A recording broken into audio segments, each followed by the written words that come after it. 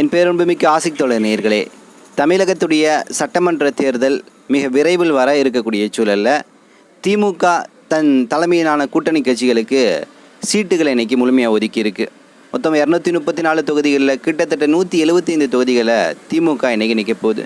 மீதம் இருக்கக்கூடிய தொகுதிகளை கூட்டணி கட்சிக்கு ஒதுக்கி இருக்குது. உங்களுக்கு தெரியும், தேமுதிகவுக்கு ஒரு 10 இடங்கள், விசிகாவுக்கு 8, இன்னும் பல கட்சிகளுக்கு 4, சிபிஎம் சிபிஐக்கு 5, அதே போல் 2 சீட்டுகள் மனிதநேய மக்கள் கட்சிக்கு 2, முஸ்லீம் லீக் கட்சிக்கு 2, ஒரு சீட்டுகள் எடுத்துட்டிங்கன்னா இன்றைக்கி வந்து முக்களத்தூர் புலிப்படைக்கு 1 கொடுத்துருக்கு. தமிழ் தேசம் கட்சி என்று சொல்லக்கூடிய ஒரு கட்சி, பெரிய அளவில் அறியப்படலை, அதுக்கு ஒரு கட்சி. தமிமுன் அன்சாரி அவர்களுக்கு ஒரு சீட்டு, எஸ்டிபிஐ தேசிய கட்சியாக இருக்கக்கூடிய எஸ்டிபிஐ கட்சிக்கு ஒரு தொகுதின்னு இன்றைக்கி முழுமையாகவே இந்த கூட்டணி பங்கீடை வந்து இன்றைக்கி திமுக முடிச்சிருச்சு. இனி தேர்தல் பிரச்சாரத்துக்கான வியூகங்களை வகுத்து அதற்கான கேண்டிடேட்டை அந்தந்த கூட்டணி கட்சிகளும் அதே போல் திமுக கட்சியும் இனி வந்து ஒவ்வொன்றாக அறிவித்து கொண்டிருக்கிறது. இந்த சூழலில் இன்றைக்கி இந்தியா முழுக்க பெரிய அளவில் எதிர்பார்த்த ஒரு செய்தியாக எது இருந்துச்சுன்னா, எஸ்டிபிஐ என்று சொல்லக்கூடிய தேசிய கட்சிக்கு எத்தனை சீட்டுகள் கிடைக்க போகுது அப்படிங்கிறது தான் கடந்த 2-3 மாதங்களாக பெரிய பேசுபொருளாக இருந்துச்சு. முதல் திமுக கூட்டணியில் எஸ்டிபி அங்கம் வகிக்கும் அப்படிங்கிற விஷயங்கள் வந்து கிட்டத்தட்ட உறுதியாக்கப்பட்ட செய்தியாக இருந்துச்சு. ஏன்னா என்னைக்கு ஏடிஎம்கேல பிஜேபி இணைந்து விட்டதோ அதிலிருந்து பிஜேபி இணைந்த அந்த நிலையிலிருந்து ஏடிஎம்கேவை விட்டு அதிமுக விட்டு எஸ்டிபி அதிகாரப்பூர்வமாக வெளிவந்துருச்சு. ஏன்னா எஸ்டிபி என்ற கட்சி இந்தியா முழுக்க பாசிச ஆர்எஸ்எஸ் பாஜகவுக்கு எதிராக இந்த சமூகத்தின் சீர்கழிவை ஏற்படுத்தி கொண்டிருக்கக்கூடிய அந்த சித்தாந்தத்துக்கு எதிராக போராடக்கூடிய ஒரு கட்சியாக இருக்குது. இன்னும் சொல்லணும்னா இன்றைக்கி பாஜக ஆர்எஸ்எஸ் பெரிய அளவில் தன் முதல் எதிரியாக பார்க்கிறது எஸ்டிபி என்று சொல்லக்கூடிய கட்சி. ஏனென்றால் அது செயலளவில் மற்றும் கருத்தியல் ரீதியாக பல்வேறு எதிர்வினைகளை இந்த பாசிசத்துக்கு எதிராக தேசம் முழுக்க நிகழ்த்தி கொண்டிருக்கிறது. ஸோ அப்படிப்பட்ட ஒரு கட்சியுடைய முதல் எம்எல்ஏ உருவாக்கம் என்பது கிட்டத்தட்ட தமிழகத்தில் தான் உருவாக்க போகுது. வரலாற்றில் இப்படி தான் எழுதுவாங்க. எஸ்டிபியுடைய கட்சியுடைய முதல் எம்எல்ஏ சட்டமன்ற உறுப்பினர் என்பது தமிழகத்திலிருந்து தான் உருவாகினாங்க அப்படிங்கிற ஒரு வரலாற்று சிறப்புமிக்க தருணத்தை நோக்கி தான் இன்றைக்கி எஸ்டிபியுடைய தொண்டர்கள் பெரிய ஆவலோடு காத்துட்டு இருந்தாங்க. ஸோ இந்த செய்தி எப்படின்னா, பெரிய சற்று சில நபர்களுக்கு நடுநிலையில் இருக்கக்கூடியவர்கள் அல்லது அரசியலில் பாசிசத்தை எதிர்க்கிறோம் என்று சொல்லக்கூடிய டிஎம்கேவுடைய கரங்களை வலுப்படுத்தக்கூடிய ஒரு சக்தி இணையும் போது அதற்கான சீட் எவ்வளோன்னு சொல்லக்கூடிய அந்த எதிர்பார்ப்பில் சில நபர்கள் சற்று ஏமாற்றம் அடைந்தாங்க. ஏன்னா எஸ்டிபிக்கு குறைந்தது 2 சீட்டுகளாச்சு கிடைக்கணும் அப்படிங்கிறது தான் ஒரு பெரிய ஆவலாக இருந்துச்சு. ஆனால் இன்றைக்கி பார்த்திங்கன்னா இறுதி செய்யப்பட்டு அவர்களுக்கு வந்து ஒரு சீட்டு ஒதுக்கப்பட்டிருக்கு. திருவாரூர் மாவட்டம் நன்னிலம் பகுதி தான் அந்த இடமாக இன்றைக்கி காணப்படுது.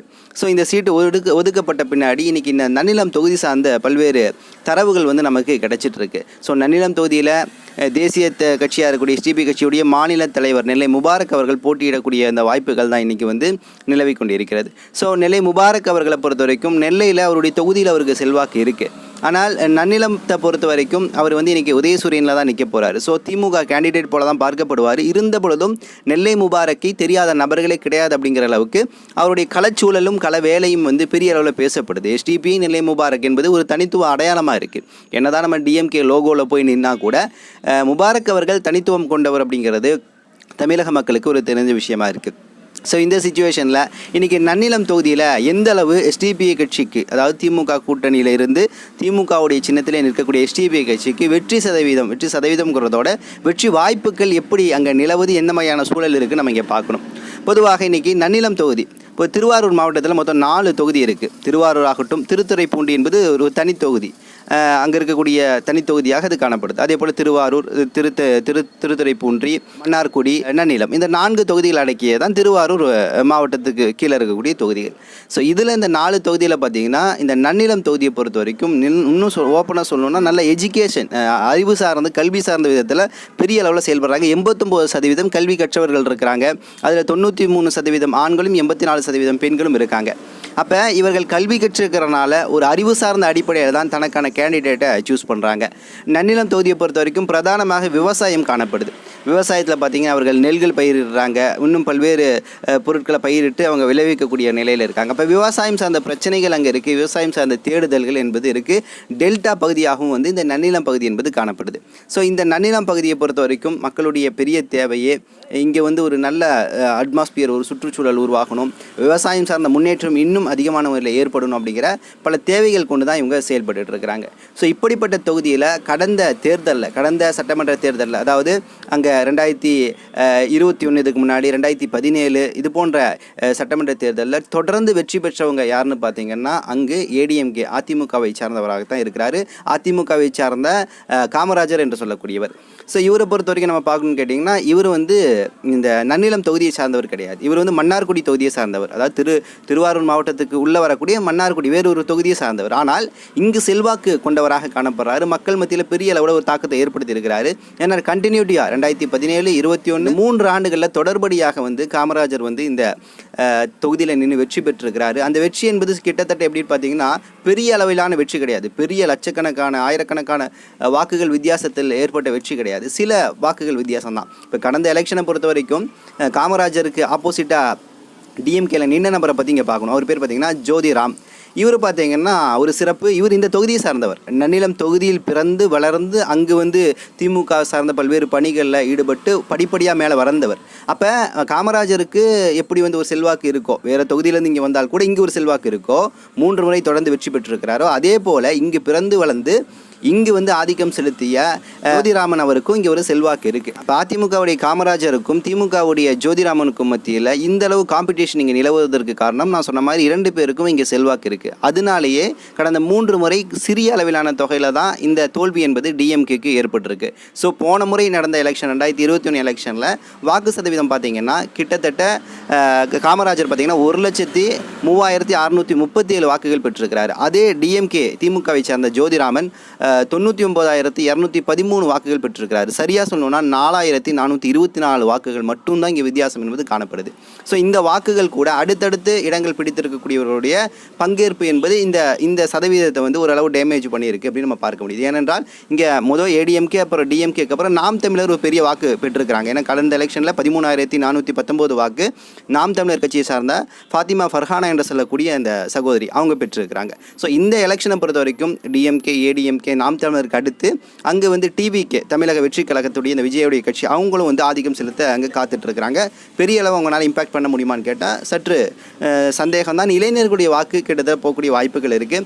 நாம் தமிழர்களுடைய வாக்கு அங்கே வந்து வாக்கு சதவீதம் அதிகரிக்குமா அப்படிங்கிற ஒரு விஷயங்களையும் நம்ம களத்தில் பொறுத்து இருந்து தான் எதிர்பார்க்கணும். ஸோ இந்த சூழலில் தான் இன்றைக்கி வந்து எஸ்டிபியுடைய தலைவர் நெல்லை முபாரக் அவர்கள் நன்னிலம் தொகுதியில் நிற்க போகிறாங்க. ஸோ அவருக்கு அங்கே வரவேற்பு எப்படி இருக்குன்னு கேட்டால் நிச்சயமாக ஒரு பெரிய வரவேற்பு இருக்கும். இன்னும் கூடுதலாக சொல்லணும்னு கேட்டிங்கன்னா அந்த இடத்துல வாக்கு அதாவது மக்கள் தொகை பார்த்தீங்கன்னா 2,60,000 பேர் இருக்காங்க. இதில் பெண்கள் அதிகமாக இருக்காங்க. ஒரு கிட்டத்தட்ட 1,34,000 பேர் பக்கம் பெண்கள் இருக்காங்க. நான் சொல்கிறது எல்லாமே 2011 மக்கள் தொகை கணக்கெடுப்பின் அடிப்படையில் 2,60,000 பேர் அங்கே இருக்காங்க வாக்காளர்கள். அப்போ 1,34,000 பேர் பெண்கள், 1,30,000 பேர் கிட்டத்தட்ட ஆண்கள் இருக்கிறாங்க அப்படிங்கிற மாதிரி தகவல்கள் பார்க்க முடியுது. அப்போ பெண்களும் அதிகமாக இருக்கிறாங்க. பெண்களுடைய தேர்வு ஒரு நல்ல தேர்வாக நெல்லை முபாரக் அவர்கள் இருக்கக்கூடிய வாய்ப்புகள் அங்கே வந்து அதிகமாக இருக்குது. போல் நம் தொப்புள்குடி உறவுகளாக இருக்கக்கூடிய இந்து பெருமக்கள் 85லேருந்து 90% நன்னிலத்தில் பெரும்பான்மையாக இருக்கிறாங்க. இரண்டாவதாக முஸ்லீம்கள் 7%, கிறிஸ்துவர்கள் 1லேருந்து 2% இருக்கிறாங்க. ஸோ இந்த அடிப்படையிலும் இந்த தகவல்கள் நம்மளால் பார்க்க முடியுது. இதில் முஸ்லீம்கள் ஓட்டுகள் நம்ம நெல்லை முபாரர்களுக்கு கிடைக்கும் அப்படிங்கிற அந்த வியூகத்தை தாண்டி இன்றைக்கி திமுகவுடைய லோகோவில் நிற்கிறனால திமுக அங்கே வந்து பெரிய அளவில் எஸ்டிபிக்கு ஒரு களவேலை செஞ்சு கொடுக்கணும். அவர்கள் வந்து இன்னும் கூடுதலாக சொல்லணும்னா இதற்கு முன்பு நின்ற அங்கு ஜோதிராமன் அவர் களத்தில் நின்று அவருடைய செல்வாக்கு இருக்கும்ல அதன் மூலமாக பரப்புரியின் பொழுது நெல்லை முபாரக்கருடைய தன்மைகள் விஷயங்களை வந்து எடுத்து சொல்லணும். ஆனால் அதை தாண்டி என்னை பொறுத்தவரையும் வந்து அங்கே வந்து இருக்கக்கூடிய 7% முஸ்லீம்கள் அதெல்லாம் தாண்டி முபாரக் அண்ணனுக்கு ஒரு பெரிய வரவேற்பு இருக்குன்னு நான் எதிர்பார்க்குறேன். ஏன்னா முபாரக் அண்ணன் வந்து கிட்டத்தட்ட வந்து எல்லா மக்களும் அறிந்த நபராக இருக்கிறாங்க. எல்லா சூழலிலும் எல்லா போராட்ட களங்களிலும் அவர் வந்து களம் கண்டவராக இருக்கிறாரு. ஒரு நல்ல திறமையான ஒரு அரசியல்வாதியாகவும் நேர்மையான அரசியல்வாதியாகவும் இருக்கிறாங்க. ஸோ முபாரக் அண்ணனை குறித்த ஒரு பார்வை நன்னில மக்களுக்கு ஒரு நல்ல அடிப்படையில் தான் அமையும்.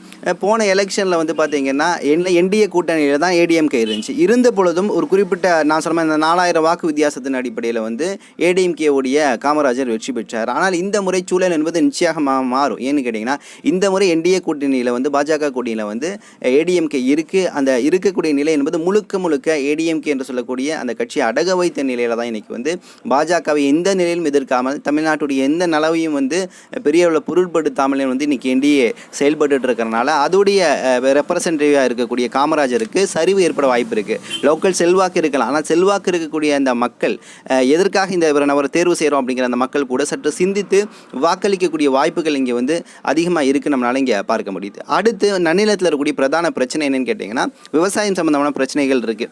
விவசாயத்திற்கான அடிப்படை வந்து தேவைகள் பூர்த்தி செய்யலை, கட்டமைப்புகள் இல்லைன்னு பல்வேறு குற்றச்சாட்டுகள் இருக்குது. இது எப்பயும் இருக்கக்கூடிய ஒரு விஷயம். ஆனால் பிரதானமாக அங்கே வந்து பல ஆண்டுகளாக இருக்கக்கூடிய ஒரு பிரச்சனை என்னன்னு கேட்டிங்கன்னா, தொடர்ந்து இந்த மத்திய அரசு பார்த்திங்கன்னா ONGC என்று சொல்லக்கூடிய இந்த ஹைட்ரோ கார்பன் திட்டத்தை அமல்படுத்துவதற்கு இந்த டெல்டா பகுதிகள் இருக்குது தெரியுங்களா, காவிரி படுகை பகுதிகள், இதில் எல்லாத்துலேயும் முயற்சி பண்ணுது. ஏன்னா இந்த காவிரி படுகையை பொறுத்த வரைக்கும் ஹைட்ரோ கார்பன் வந்து அதிகமாக இருக்குது. ஹைட்ரஜனும் கார்பனும் அதிகமாக எந்த நிலத்தில் இருக்கோ அந்த நிலத்தில் பார்த்திங்கன்னா பல அடிக்கு கீழே வந்து பெட்ரோலியம் கிடைக்கும், இயற்கை எரிவாயு கிடைக்கும் அப்படிங்கிறது ஒரு ரிசர்ச்சின் வாயிலாக கிடைக்கக்கூடிய தகவல்.